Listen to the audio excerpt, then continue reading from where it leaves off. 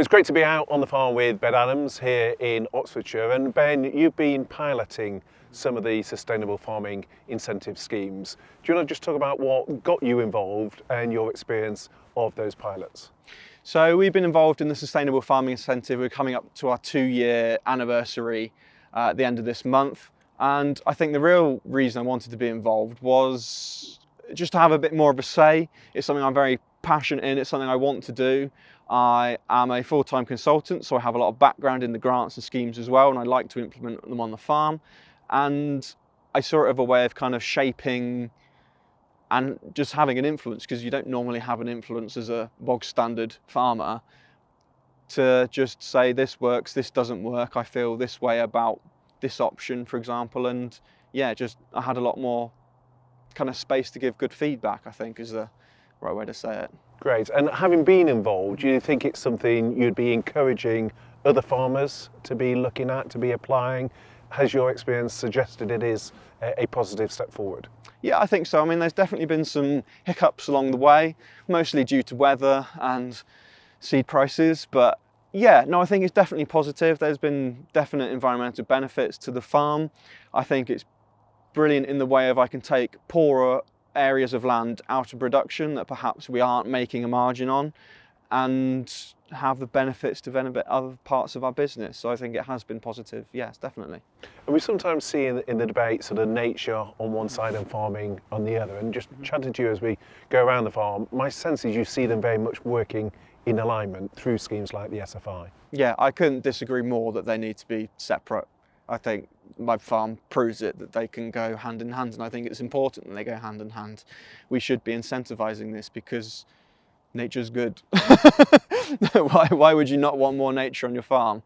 And it makes you happy.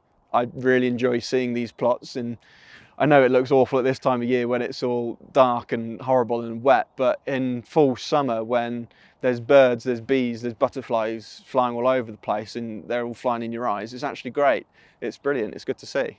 My sense with your sort of focus on innovation, one of the themes you've been mentioning to me is how those innovations can bring down some of the costs in a way that is also beneficial to the environment. Yeah, because, well, you can't move forward if you're standing still, and that's what I keep reiterating. You've got to keep moving forward, and I don't want to be standing still. I like doing new things. I like doing research. I like doing trials. I want to find out what works. I want to find out how to reduce costs. I want to find out how to take the business forward, because it's not just a livelihood, it's a business. It's got to pay rent, it's got to pay bills.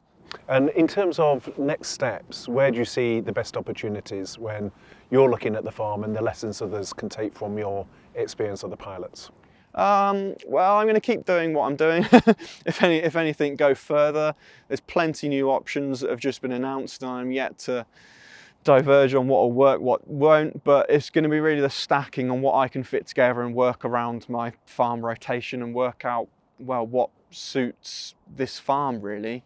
I don't know, it's just going to be what works out within the farm rotation, what I can make a margin on, what will benefit my business, and get rid of those things that won't benefit my business or I think might be too much work. I want to focus on the things that I enjoy as well. Great. So having been involved in the pilots, your message to the farmers would be to have a fresh look at it. There is more certainty and it is beneficial to get involved. Yeah, I think the definite direction of travel is the schemes have become easier to apply now. The online application process was a bit hiccupy at the start, but it should be good. It is a lot easier, especially now you don't have to colour in loads of forms and all the rest of it. That was a right pain. But it's getting easier. The guidance is getting easier. I like the fact that the DEFRA are not doing inspections, as they call them anymore, but are trying to help and, I suppose, promote doing the action properly to achieve the aims.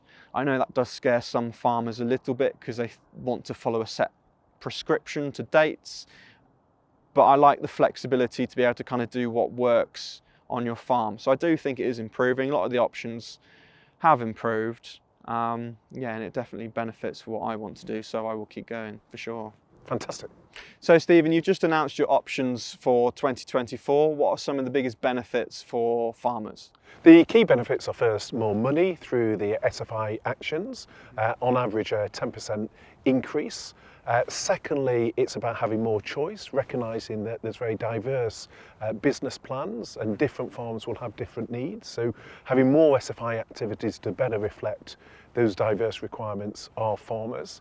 And the third is to have more trust, to streamline the application process. Having listened to farmers, often the frustration at the complexity, sometimes the duplication of information, so how we streamline that. But obviously there's more we can do moving forward, and I'm very keen to work with you and other farmers in terms of how we streamline that process as part of a more trusting relationship, which doesn't start from this sense of people being treated with suspicion when they make an application, but actually is working with those who are the custodians of the land and really care about nature and about farm production.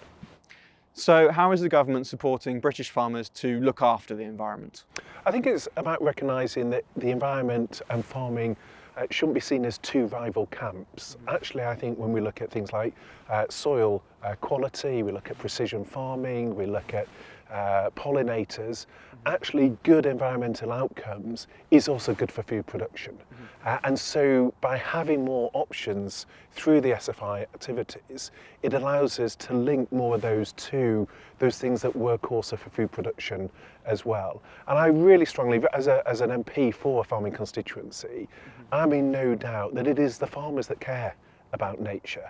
They're the ones that spend their working day amongst nature. They want to pass the farm on to future generations in better health than they've received it. So actually working with our farmers, having a relationship on trust, giving them more options, and recognising that actually we can do things that are very positive for the environment, but are also good in terms of whether it's flood protection, food production, or the wider issues that we're focused on. So why should farmers sign up to the SFI?